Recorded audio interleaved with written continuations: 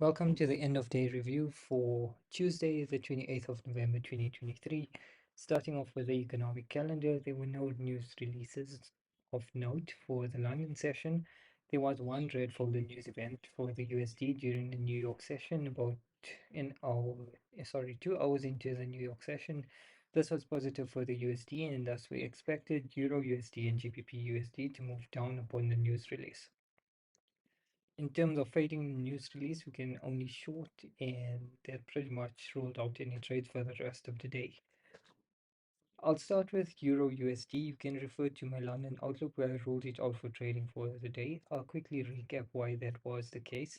Starting on the 4 hour, what you can see is we had the swing structured target right here.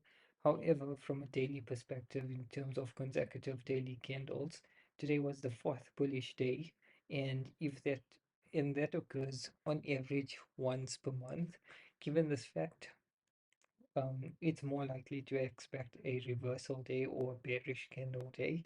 And for that reason, because the technical analysis and the daily bias do not line up, I concluded that it wasn't worth trading the day. However, as you can see, the day was quite nicely bullish and would have provided quite a nice entry right around here to then target the ERL and potentially target Euro USD's ADR, Euro USD's daily range, which is roughly 770 pips. However, what you can also see is that the news release came out at 5 p.m. This was supposedly negative for the euro. However, for the euro USD. However, what you can see is that price pushed up and will probably later in the day trickle down. This is fine. What it essentially means is that tomorrow we potentially have a nice a reversal day to consider playing. That's Euro USD. I'm not going to do a fresh markup for Euro USD because there's nothing to report. GBP USD was the pair I traded for the day, and this was quite intricate navigating the PA, going from longs to shorts with reasons to trade both directions. I think the key lesson for me today was with regards to risk management, because I broke even this trade when that trade was triggered, but when this trade was broken even, I didn't break even this trade because the break even level wasn't reached. However, on that logic, it doesn't necessarily make sense, because why break even one side if you're not going to break even the other when the secondary trade is taken out? I mean, when the first trade is taken out, it it makes more sense to rather leave both trades open, or on a capital preservation sort of narrative. The smart idea would simply be to break even trade 1 when trade 2 is triggered, and break even trade 2 when trade 1 takes the break even, if the break even level is not reached prior to trade 1 being broken even. Obviously, if trade 1 is if trade 1 is a loss, then it's quite likely that you would have hit your break even level. But if not, then it would be smart to break even the first trade. However, not necessarily, because in this situation, either side may hold. Um, what I do want to say is the reason why I didn't break even this trade is because there were a lot of factors or confluences in support of it. There was the fact that today was the fourth day, so we were expecting a bearish day. There was the fact that yesterday we took out the daily target, and from then um, on multiple time frames, we changed character in terms of order flow, which created this primary leg and supported the idea for shorting. Um, but yeah, I guess the thing to note is, in an ERL continuation momentum situation, the longs can always play out, even if there are lots of confluences, because of the momentum behind it. So yeah, I think for me, I need to think more carefully about how I want to manage the risk when I enter these, because in a situation, sorry, just thinking aloud, because in a situation where I took this loss, this entry, in this is tagged but is a loss, like this, right? Let's assume the loss was there and we come back. Do you really want to be break even? Um, and I guess what would dictate whether you break even here or not is,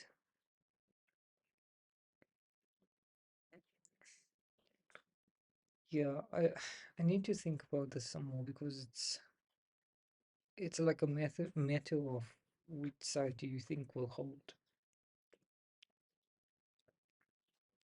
Obviously, only one side can prevail, but maybe the answer is simply the simplest answer.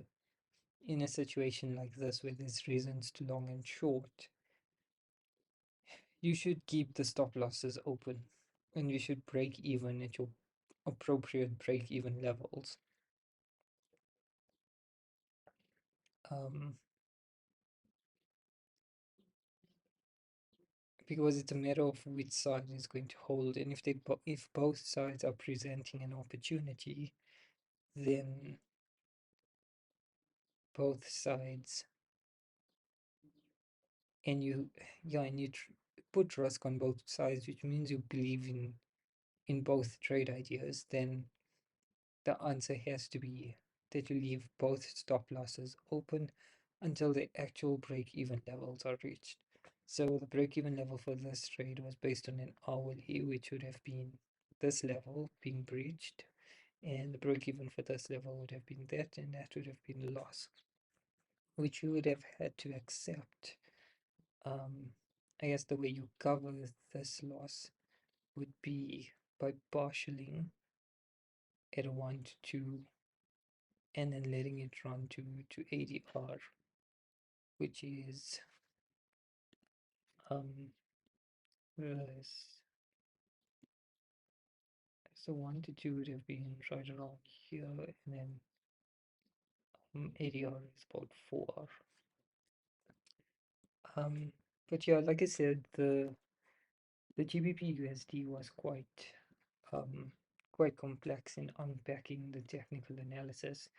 So what I'm going to do for today's EOD is unpack it, um, and do the technical analysis, fresh markup at the same time, and I'll do a commentary as I go through it. Okay, so starting with the daily, we can mark out our 4-8 swing structure points. As we know, we are quite um, heavily bullish, in fact. And as you can see, in terms of the daily, we've got one, two, three, and today was the fourth bullish day. Like I said, because it's the fourth day and the odds of that occurring in a month is on average 1 to 2, um, we have reason to believe that, we'll get a bearish day in terms of, because we in a ERL situation. The ERL situation is dictated by the fact that we body broke for its swing structure, and then since then we haven't had a pullback point to suggest that a swing high has been created. Let's mark out the daily liquidity pools that we were considering uh, to support the shorts. Um, just that.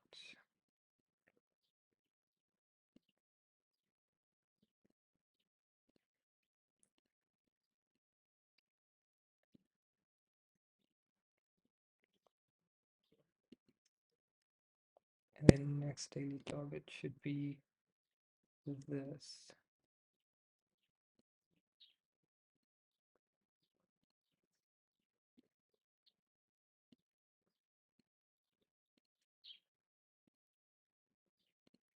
Okay, so that's the daily, and onto the 4 hour.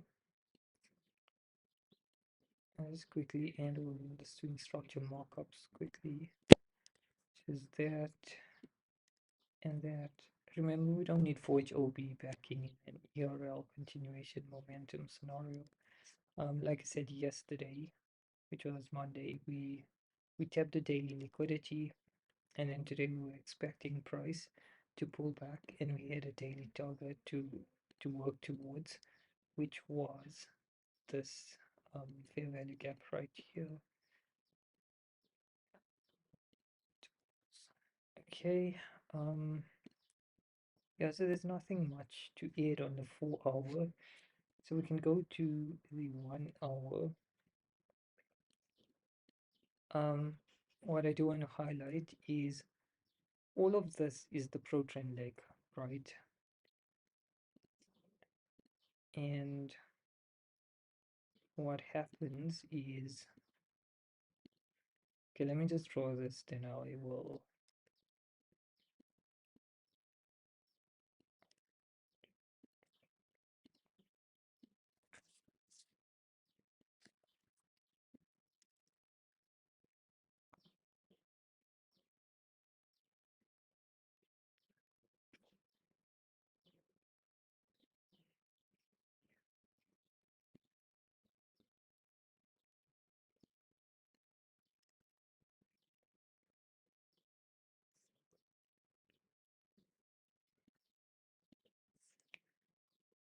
Okay, so I just did some quick marking ups and then I can better explain this. So what I was saying is this is all the pro trend leg, which then create, as you can see, we've got this nice demand chain, and perhaps to solidify the rule sets, we trade from POIs that are chains or that are supply demand order flow flips.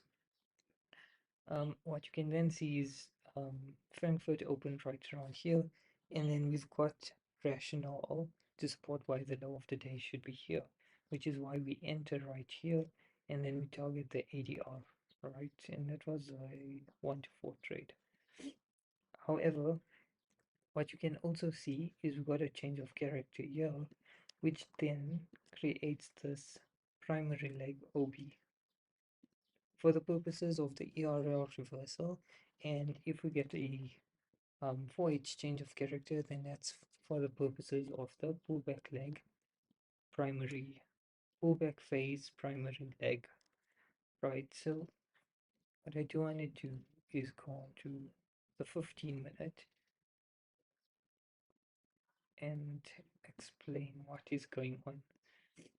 So remember, this is the pro trend leg on the 1 hour where demand is in control. Yes, it's had a change of character. However, our entry point is not one where it's below this this level where the break of structure is possible to validate supply to validate supply and control, which is why this trade remains valid, right? So now what we're saying is that we've got um, this primary leg or this unmitigated OB, which validates. Actually, I don't think it's a 15-minute because this is mitigated. Let's just check the 30-minute. Visibility, current intervals and below. So, okay, we've got a change of character right there. We've got this primary leg. And then what we're looking for is for supply to take control from an unmitigated OB within this, which then gives us um, the change of character right here. As you can see, change of character and then supply right around here, and then we get the break of structure from then.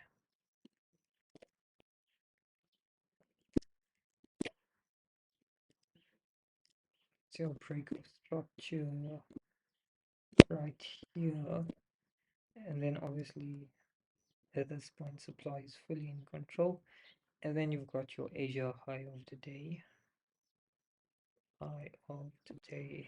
Asia,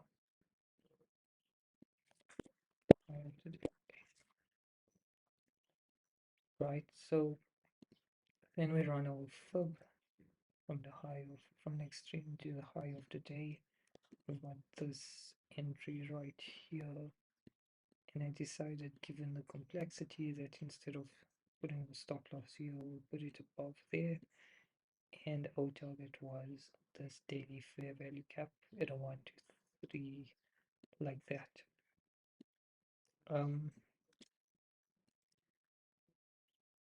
Maybe just to go on the hourly and put this entry there. So now we're sitting with a situation where we had a high of the day. From the high of the day within the primary leg, we had this unmitigated OB, from which we could then validate a full order flow shift with supply taking control right here, and then we get this entry, right? And then on the other hand, we had a London low of the day right here, and low of the day, which is great. Um, However, because we had enough support for why the low of the day should be formed here, we took the instant entry, which then invalidates trying to take a 5-minute entry until this break even point is reached, which would be here. And then we could look on the 5-minute for continuations, which we'll go through soon.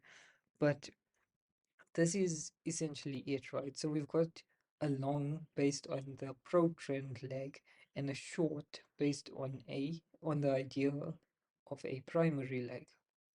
So then I guess the next appropriate question to ask is, where's the primary leg for um for the pro trend move?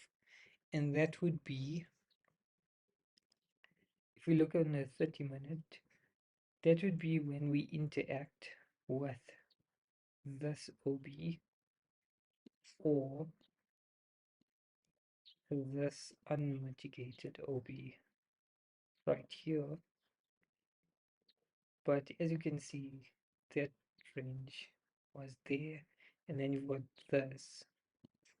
So if we strictly looking on the 30-minute, which would be those.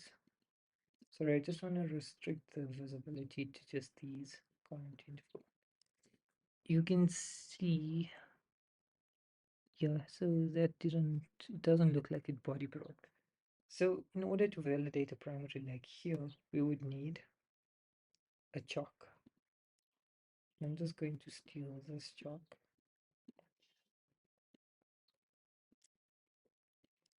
Right. So we got this chalk, which then validates this primary leg OB right here. And it would be validated on 15 and 5 as well, because it would trickle down. So maybe what I should do is just mark this out as primary leg OB, and this is also a primary leg OB, and then since this is validated, we can identify this as our primary leg. However, we still have the same situation, right? So let's say if we made a low of the day here, we didn't take our entry based on the pro trend OB on the 1 hour, then we could essentially look for support in this primary leg to validate a 5-minute or 15-minute order flow shift to then take the longs and target that. However, because we did actually reach this entry point and we're playing based on the pro trend narrative, we don't have to rely on the primary leg. Remember, the primary leg is secondary, right? It comes as a result of building from the pro trend leg. And if we build from the primary leg, then we're creating secondary legs which are inherently weaker, right? It just makes logical sense. So then the question became, how do you manage the risk? And I decided that when this was triggered, I would break even this trade right? So this trade was a PE, break even, when trade 2 was triggered, and then this trade I did not break it even because the break even level for trade 2 is here. Um, However, I then subsequently questioned myself as to whether this makes sense. And you'll know that when I did my initial overview of Euro and then tapped into GBPUSD, I think what I'm realizing now is the logical conclusion in a situation that presents reasons to trade both directions is to leave both trades open because they are both well positioned, generally. And I guess the other rules that to consider is if there's reason to trade both directions and you're going to take two trades in the opposing direction, then you should um you sh your liquidity, sorry, your stop loss should cover the high of the days or the low of the days or the previous day's low or high. Okay.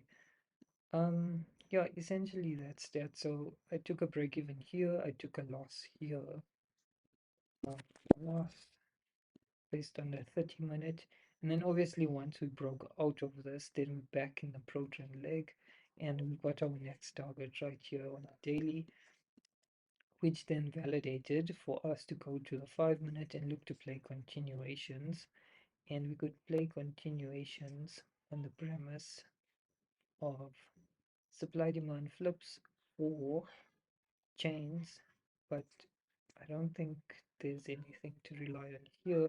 So there was this chain right here that we could potentially rely on right here. So there's that chain, and here there isn't a chain, but what you can see is price never came sufficiently to a discount level to enable us to take the long trades, which is fine, and that essentially brought us to the end of the trading session. That's the end of my review for today. I hope it was informative. It was quite complex and there was a lot of moving parts. And the key lesson for me is in terms of my risk management approach for scenarios like this, especially going forward. But this is trading every day. There's likely a lesson to be learned. It's about identifying it, reflecting on it, making sure it makes logical sense, um, and then implementing it going forward. And as you move forward, you pick up things that don't and do work, and the stuff that doesn't work, remove, and the stuff that does work, keep.